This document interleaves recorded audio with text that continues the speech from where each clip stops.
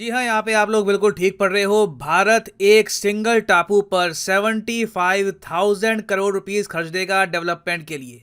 यहाँ पे आपने रिसेंटली बहुत सारे आर्टिकल्स देखे होंगे कि projects worth 75,000 crore rupees on great Nicobar island shown green flag. हरी झंडी इन प्रोजेक्ट्स को मिल चुकी है। इस पर बहुत सी रिपोर्ट्स पब्लिश हुई है रिसेंटली कि फाइनली सरकार ने अप्रूव कर दिया है ये प्रोजेक्ट। और आपको पता होना चाहिए, अंडमान और निकोबार आइलैंड्स ये एक यूनियन टेरिटरी है, तो यहाँ पर आप कह लीजिए मेन जो कंट्रोल है ये सेंटर का ही होता है। तो इस वीडियो में हम बात करेंगे कि भारत के लिए ग्रेट निकोबार आइलैंड इंपॉर्टेंट क्यों है, यहाँ पर हम इतना सारा पैसा क्यों खर्च रहे हैं, क्या ग्रैंड प्लान्स हैं इंडिया के, बहुत कुछ आपको जानने को मिलेगा। मगर आगे बढ़ने से पहले आपसे क्वेश्चन पूछूंगा। क्वेश्चन यहाँ पर यह है कि हाल ही में ककाडू युद्ध अभ्यास बहुत ज़्यादा न्यूज़ में है। इस पर भारतीय नौसेना ने भी ट्वीट करी थी। दुनिया भर की और जो कंट्रीज़ हैं वो भी ट्वीट कर रही है कि हम प्रिविलेज फील कर रहे हैं कि we are part of the exercise Kakadu. ये जापान की ट्वीट है। तो आपको सिंपली यहाँ पर यह बताना है कि ककाडू 2022 कौन सा देश होस्ट कर रहा है।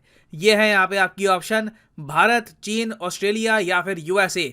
कमेंट सेक्शन में सब लोग करो आंसर। सही आंसर आपको मिलेगा वीडियो के अंत में। नाउ ग्रेट निकोबार आइलैंड, यहाँ पे प्लान ये है कि 16,610 हेक्टेयर का एक प्रोजेक्ट शुरू किया जाएगा और इस प्रोजेक्ट में कॉस्ट ये आएगी 75,000 करोड़ रुपीस की। और इसमें हम एक इंटरनेशनल एयरपोर्ट, एक इंटरनेशनल कंटेनर टर्मिनल, एक ह्यूमंगस टाउनशिप और बहुत सारे पावर प्लांट्स बनाएंगे। बेसिकली ग्रेट निकोबार आइलैंड की शक्ल ही कंप्लीटली बदल जाएगी आने वाले कुछ सालों में। ना फर्स्ट ऑफ ऑल मैं चाहता हूं कि ग्रेट निकोबार आइलैंड है कहां पर और इसकी जो स्ट्रेटेजिक इंपॉर्टेंस क्या है ये आप लोग समझे। ना ये आपके सामने इंडिया का एक प्रॉपर मैप है। ये यहाँ पे आपको दिख रहा होगा Andaman and Nicobar islands chain. अब अंडमान और निकोबार में आपको पता होगा डिफरेंस है। नॉर्थ में आपको मिलेंगे अंडमान आइलैंड्स, साउथ में आपको मिलेंगे निकोबार आइलैंड्स और दोनों के बीच में कौन सा चैनल है, 10 डिग्री चैनल आपको मिलेगा। ये काफी बार एग्जाम में पूछते हैं। अब आप निकोबार टापुओं को देखोगे ना तो उसमें से सबसे बड़ा टापू है ग्रेट निकोबार आइलैंड और ये टापू एक्चुअली इंडिया का सबसे सदर्न मोस्ट टापू है। एक बार एक बड़े मैप में आपको दिखाता हूं, the southern most point of India, Indira point. और यहाँ पर आप लोग देख पाओगे ये है हमारा प्यारा भारत और इंडिया का जो सदर्न मोस्ट पॉइंट ये आपको मिलेगा ग्रेट निकोबार टापू में। इंदिरा पॉइंट इसको हम कहते हैं। एक बहुत ही बड़ी टूरिस्ट अट्रैक्शन भी है और यहाँ पे आप देख पाओगे ये है वो टापू। आप अगर एक सैटेलाइट व्यू लीजिए तो आप देख सकते हैं कुछ ज्यादा अर्बनाइजेशन यहाँ पर हुई नहीं है। आपको पता है इस पूरे टापू की आबादी 8,500 के आसपास है। जी हाँ, पूरे आइलैंड में सिर्फ 8,500 के आसपास लोग रहते हैं। ज़्यादातर लोग ट्राइबल पॉपुलेशन के हैं। उसके अलावा एयरफोर्स नेवी के लोग यहाँ पे आपको मिलेंगे बिल्कुल सदर्न पॉइंट में। ये इलाका इंडियन मिलिट्री के पास है। INS बाज एक बहुत ही important naval air station India का यहाँ पे आपको मिलेगा। और डिफेंस पॉइंट ऑफ व्यू से अगर मैं बात करके देखूं तो काफ़ी बार इसको कहा जाता है न्यू दिल्लीज बुलवर्क। बुलवर्क का मतलब होता है एक डिफेंसिव वॉल, ऑलमोस्ट आप कह सकते हैं एक ढाल। इवन शिप में भी आप अगर देखो तो बुलवर्क आप कह लीजिए एक फ्रंट डिफेंस होता है एक शिप का। तो बुलवर्क हम इसको इसलिए कहते हैं क्योंकि चाइना के अगेंस्ट ये एक बहुत ही अच्छा डिफेंस है। चाइना के लिए सबसे बड़ी प्रॉब्लम यह है कि स्ट्रेट ऑफ मलक्का के करीब इंडिया का ये बहुत ही इंपॉर्टेंट आइलैंड है जिसको इंडिया मिलिटरीली भी अब धीरे धीरे डेवलप कर रहा है। मगर प्रॉब्लम यह है कि यहाँ पर डेवलपमेंट बहुत स्लोली हुई है। अगर मिलिट्री पॉइंट ऑफ व्यू से भी, स्ट्रेटेजिक पॉइंट ऑफ व्यू से भी इस टापू को प्रॉपरली यूज करना है तो यहाँ पर इंडस्ट्री, आबादी ये सब हमको बढ़ानी होगी। We need to make sure के ग्रेट निकोबार आइलैंड भारत की इकोनॉमी में एक इंपॉर्टेंट रोल निभाए। और इसलिए आपने ये भी देखा होगा कि ऐसे आर्टिकल्स के नीचे ये भी लिखते हैं कि India is investing billions of dollars in developing the strategically located island chain. क्योंकि यूएस अपनी कई रिपोर्ट्स में बार बार कह चुका है कि इंडिया के पास गोल्डन अपॉर्चुनिटी है कि इस टापू को जल्दी से ये लोग डेवलप करें रीजन में अपना इन्फ्लुएंस बढ़ाने के लिए। मगर आप कह लीजिए इंडिया सुस्त कंट्री है compare to China, compare to USA. मैं एक बार नोटिस कर रहा था यूएसए का जो इंडो पैसिफिक कमांड है ये लोग लगातार अपनी रिपोर्ट्स पब्लिश करते हैं। तो आज से कुछ साल पहले यूएस इंडो पैसिफिक कमांड ने ऑफिशियली एक रिपोर्ट पब्लिश करी थी। वहां पर टाइटल देख के आई लिटरली स्माइल्ड। टाइटल इसका ये था, the great wall of Andaman and Nicobar islands. US मानता है कि जिस तरीके से ग्रेट वॉल ऑफ चाइना एक टाइम पे बनी थी ना मंगोलों के खिलाफ, तो जो ये अंडमान और निकोबार आइलैंड चेन है, इसको अगर इंडिया प्रॉपरली बना दे तो यही आइलैंड चेन चाइना की नेवी को कभी प्रॉपरली इंडियन ओशन में डोमिनेंट रोल प्ले नहीं करने देगी। ना अब आप पूछोगे अच्छा तो ये 75,000 करोड़ का प्रोजेक्ट है, इससे आबादी इस टापू की कितनी बढ़ेगी। बेसिकली हम जो यहाँ पर बात कर रहे हैं कि टर्मिनल बनाएंगे बड़ा, एक एयरपोर्ट बनाएंगे, पावर प्लांट वगैरह, इससे पॉपुलेशन में अंतर क्या आएगा। देखो नीति आयोग के ऑफिशियल डॉक्यूमेंट में लिखा है कि इनका अनुमान है कि आने वाले समय में, आने वाले कुछ सालों में एक बार इस टापू की डेवलपमेंट हो गई तो अभी जो इस टापू की आबादी है 8,500 के आसपास, ये बढ़ के 6,50,000 हो जाएगी। जी हाँ, यहाँ पर आप देख पाओगे ये नीति आयोग की रिपोर्ट का एक पार्ट है। यहाँ पे लिखा है प्रोजेक्शन ऑफ टोटल पॉपुलेशन,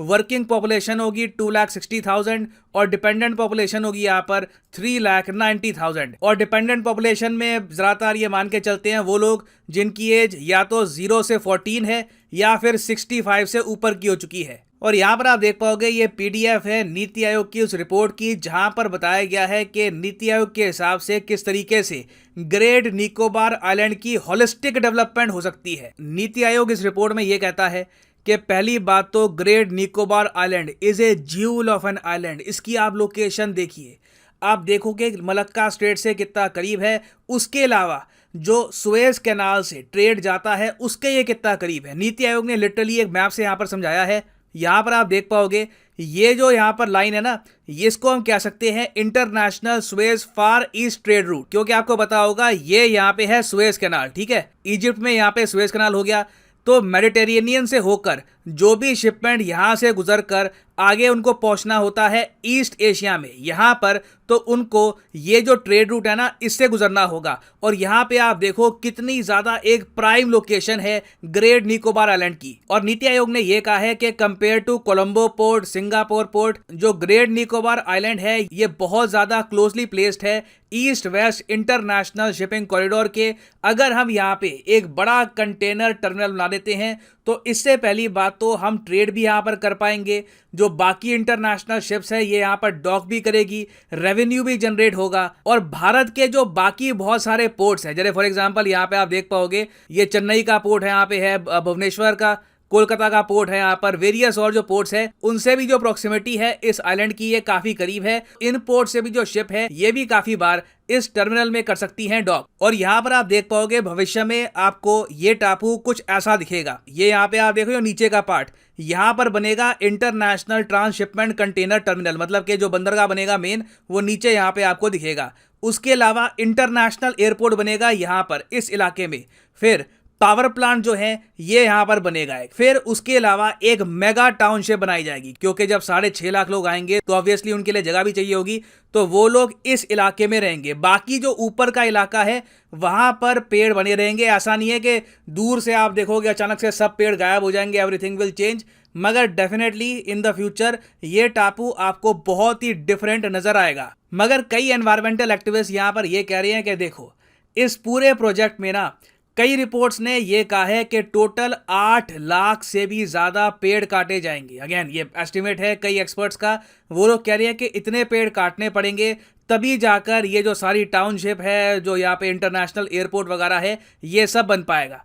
अब कई एक्सपर्ट्स यहाँ पर कह रहे हैं कि इतनी तरक्की इतनी जल्दी करना इस टापू पे ये ठीक नहीं है, इससे एनवायरमेंटल डैमेज होगा, जो कोरल रीफ है आसपास के उनको डैमेज होगा, जो ट्राइबल पॉपुलेशन है इतने सारे चेंजेस ये बर्दाश्त नहीं कर पाएगी। तो इसलिए ये प्रोजेक्ट एक बहुत ही ज़्यादा कॉन्ट्रोवर्शियल प्रोजेक्ट बन चुका है।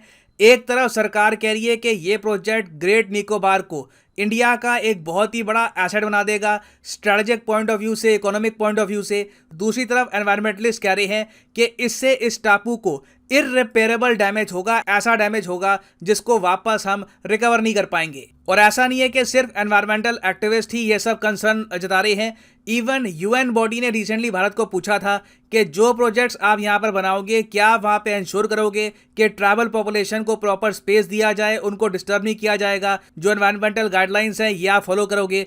तो देखिए, भारत सरकार के सामने एक बहुत ही बड़ा चैलेंज रहने वाला है कि इस टापू को हम कैसे डेवलप करेंगे, क्योंकि ऑब्वियसली इस प्रोजेक्ट की काफी आलोचना भी होगी, but from a long term point of view अगर मैं बात करूं तो ये प्रोजेक्ट भारत की तरक्की के लिए भी बहुत ही इंपॉर्टेंट साबित होगा। नाउ वापस आते हैं अपने क्वेश्चन की तरफ कि रिसेंटली किस कंट्री ने होस्ट किया है मेगा नेवल एक्सरसाइज ककाडू 2022 को। तो सही उत्तर यहाँ पे है option C, the country of Australia. यहाँ पर आप देख पाओगे इंडियन नेवी का यहाँ पर होम पेज लिखा है कि इंडियन नेवी का जो P-8 पोसाइडन एयरक्राफ्ट है, उसके अलावा INS सतपुरा, ये दोनों गए हैं ऑस्ट्रेलिया में to participate in multinational naval exercise Kakadu. यहाँ पर बहुत से कंट्रीज ने पार्टिसिपेट किया है, including US, Japan and various other European countries. तो न्यूज में है ये, याद रखिएगा, naval exercise Kakadu hosted by Australia.